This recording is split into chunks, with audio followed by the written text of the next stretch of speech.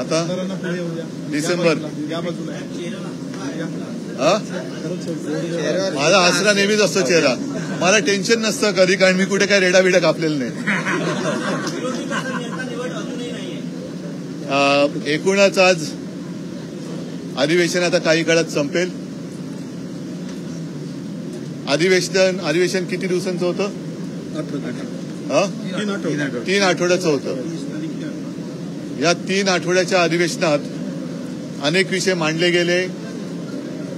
त्या विषयांमध्ये जनतेच्या समस्या ह्या साहजिकच आहे, जास्त प्रमाणात किंवा सगळ्या त्या जनतेच्या संबंधितच प्रश्न होते. आता मुख्यमंत्र्यांचं भाषण आपण सगळ्यांनी दाखवलं असाल आणि ऐकलं असाल.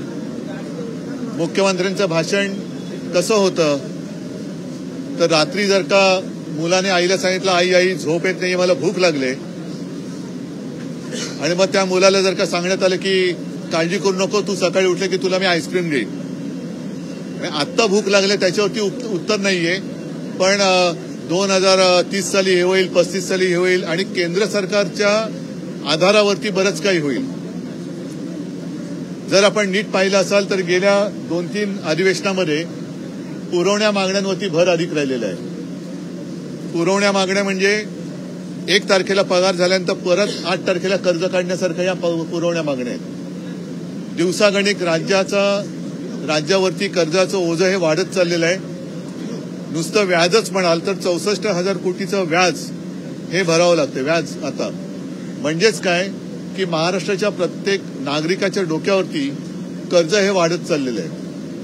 हे फेडणार कसं, त्याच्यासाठी उपाययोजना काय, कर्ज कमी कसं करणार, जाहीर केलेल्या योजना कशा राबवणार, शेतकऱ्यांना हमीभाव कधी देणार, त्यांना कर्जमुक्त कधी करणार, लाडक्या बहिणी असतील, लाडके भाऊ असतील, इतर काही गोष्टी असतील, हे सगळे विषय हे अनुत्तरित राहिलेले आहेत.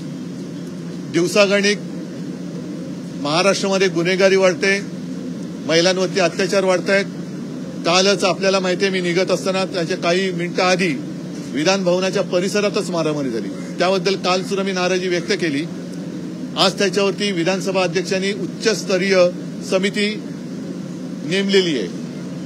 ठीक आहे, उच्चस्तरीय समिती नेमण्याबद्दल माझा काही आक्षेप नाहीये, पण ही गुन्हेगारी एवढी फोफावली कशी, या गुंडांची विधान भवनाच्या परिसरात मारामारी करण्या एवढी हिंमत झाली कशी, यांची जबाबदारी कोण घेते, ज्यांच्याबरोबर आणले त्यांना आम्ही कारवाई करू वगैरे वगैरे, हे सगळं ऐकायला खूप चांगलं आहे, पण मुळात एवढं धाडस झालं कसं.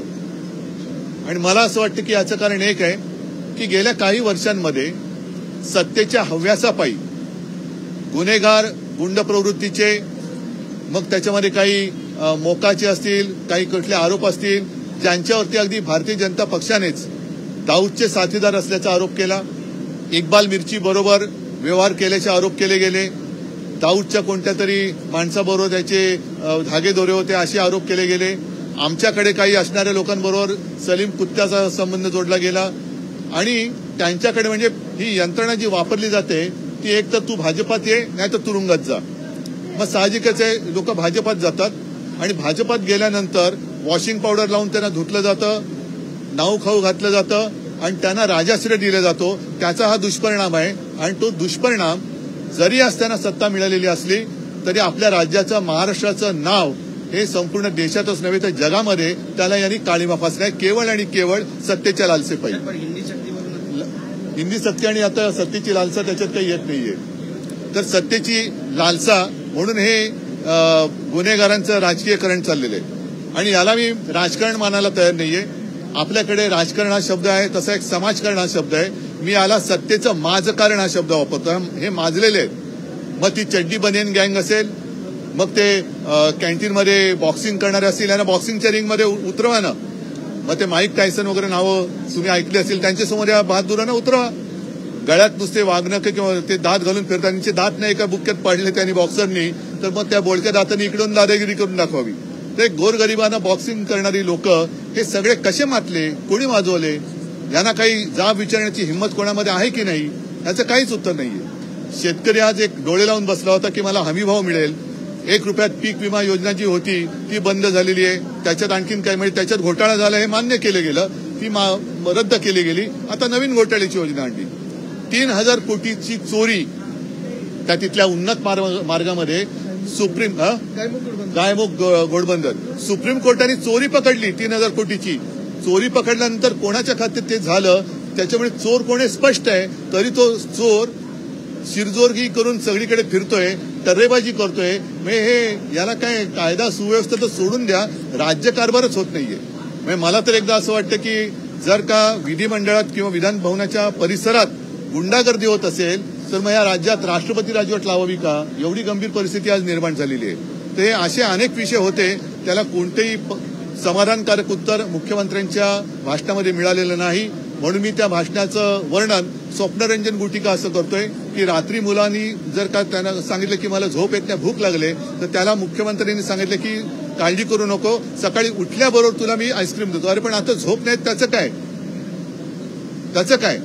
तर हे असं सगळं आहे. आणि हा असा सगळा कारभार बघितल्यानंतर शेवटी विरोधी पक्ष नेता तो सुद्धा त्यांनी खरं आता दुसरं का तिसरं अधिवेशन आहे, 5वी बहुमत असताना सुद्धा तुम्ही विरोधी पक्ष नेत्याला घाबरता का? तुम्ही करा ना, मांडू द्या ना प्रश्न.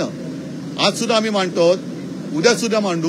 पण विरोधी पक्ष नेता हे मी परत सांगतो की अल्पमतातलं सरकार आपल्या देशात स्थापन करता येतं, पण केवळ असे कुठलीही संकेत नसताना देखील संख्याबळाचे एक निमित्त दाखवत आहेत जे नाहीये, ज्याचं उत्तर मला वाटतं भास्कररावांकडे ते अधिकृत आलेलं आहे. तरी देखील विरोधी पक्ष नेता हे अजून जाहीर केलं जात नाही. ह्या कारभाराला कसं स्वीकारायचा हा मोठा प्रश्न आहे. व्यक्ती स्वातंत्र्य आहे, त्याच्यामुळे तसं ते बोलू शकतात. आणि आम्ही त्रिभाषा सूत्र कोणत्याही भाषेचा आम्ही द्वेष करत नाही, पण कोणत्याही भाषेची आम्ही सक्ती होऊ देणार नाही म्हणजे नाही. ते म्हणतात की ठाकरेंच्या कॅबिनेटनं अहवाल स्वीकारला होता, तो कागद पुढे तुम्ही सही पण केली होती असं म्हणताय. 1ली ते 12वी हिंदी सक्तीचा अहवाल कॅबिनेट समोर आला होता तुमच्या. म्हणून माझं मत प्रामाणिक असं आहे की हिंदी सक्ती करण्याच्या आधी मुख्यमंत्र्यांनी मराठी नीट शिकावं, मराठी वाचायला नीट शिकावं. मी मराठी नीट वाचून दाखवतो. 27 जानेवारी 2022 त्याचा हा मी मुद्दाम तो कागदच घेऊन आलेलो आहे. राष्ट्रीय शैक्षणिक धोरण 2020 धोरण अंमलबजावणीसाठी मुख्यमंत्र्यांच्या अध्यक्षतेखाली कार्यगट. राष्ट्रीय शैक्षणिक धोरण 2020 संदर्भात स्थापन केलेल्या डॉक्टर रघुनाथ माशेलकर समितीच्या कार्यगटाचा अहवाल मंत्रिमंडळ बैठकीत आज सादर करण्यात आला. म्हणजे स्वीकारण्यात नाही, सादर करण्यात आला. सादर करणं आणि स्वीकारणं याच्यामध्ये एक बारीकसा फरक आहे. तो चांगल्या शिक्षकाकडनं मुख्यमंत्र्यांनी मराठीत समजून घ्यावा. त्यावर या धोरणाच्या अंमलबजावणीसाठी मुख्यमंत्र्यांच्या अध्यक्षतेखाली कार्यगट स्थापन करण्याचा निर्णय घेण्यात आला. म्हणजे तो अहवाल वाचून त्याच्यावरती काम कसं करायचं याच्यासाठी कार्यगट स्थापन करण्यात आला. बैठकीच्या अध्यक्षस्थानी मुख्यमंत्री उद्धव ठाकरे होते, पण कार्यगट स्वीकारला, त्याच्यावर सही केली असा उल्लेख नाहीये. या धोरणाची अंमलबजावणी करण्याच्या अनुषंगाने, म्हणजे अंमलबजावणी झालेली नाही, करण्याच्या अनुषंगाने, म्हणजे त्याच्यामधलं काही उणं दुणं असेल ते सगळं करून मग अंमलबजावणी करण्याच्यासाठी जो कार्यगट निर्माण करण्यात आला त्याच्यात मुख्यमंत्र्यांच्या अध्यक्षतेखाली कोण कोण होते, उपमुख्यमंत्री, वित्तमंत्री, उच्चतंत्र, शालेय शिक्षण, क्रीडा, वैद्यकीय वगैरे वगैरे या मंत्र्यांची त्याच्यामध्ये उल्लेख आहे.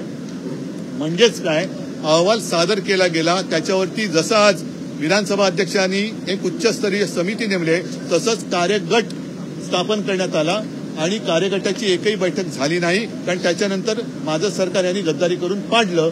मग 3 वर्ष का झोपा काढत बसलात? आणि जर का मी हिंदी सक्तीवरती सही केली असेल असं त्यांचं म्हणणं असेल तर मराठी रंगभूमीचं दालन रद्द करण्यावरती तुम्ही का सही केली? मराठीचं रंगभूमीचं दालन जे मी चौपाटीवरती उभं करण्यासाठी सगळी मान्यता वगैरे त्याच्यावरती मी सही केली होती, ती सही का ना मग तुम्ही आणत? मराठी भाषा भवनाचं काम कुठपर्यंत आलं? माझ्या हस्ते भूमिपूजन झालेलं, अजित पवार होते, त्याच्यानंतर त्यांनी परत काहीतरी केलं, पण पुढे काय?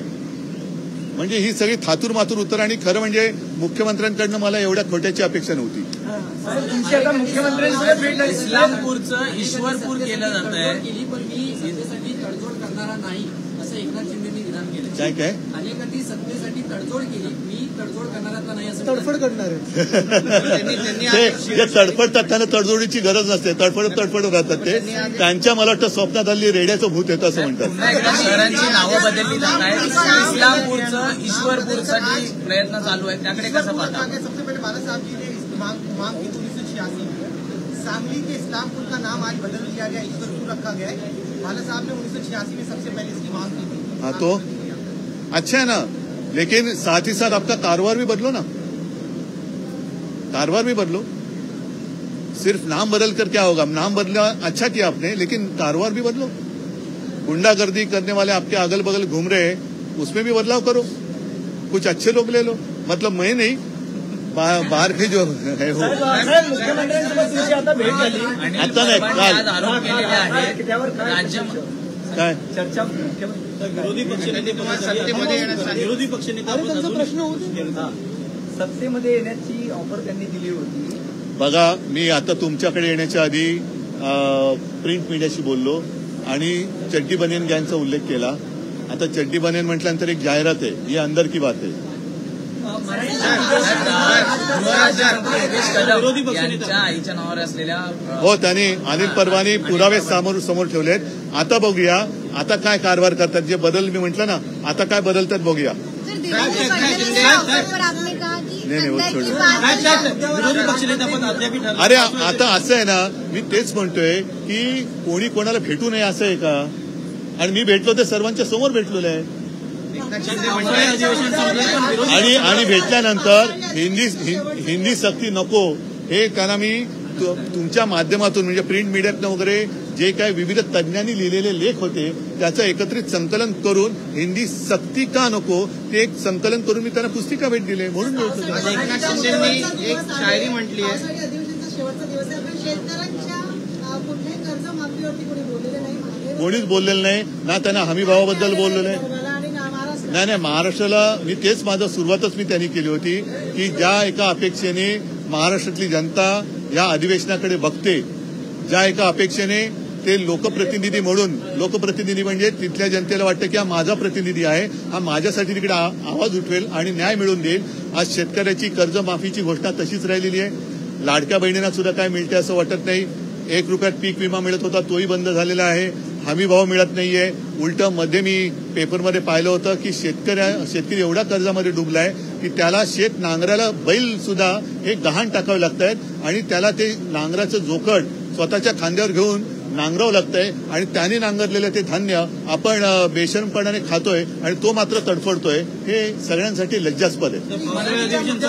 विरोधी पक्षनेता पद नियुक्त करण्यात आले नाही विधानसभेत। मी बोललो ना आता त्याच्यावरती। एकनाथ शिंदे म्हणताय वेळ येईल म्हणजे नाही, वेळ केव्हा येईल? जेव्हा निवडणुका लागतील तेव्हा। जसं त्यांनी 2000 किती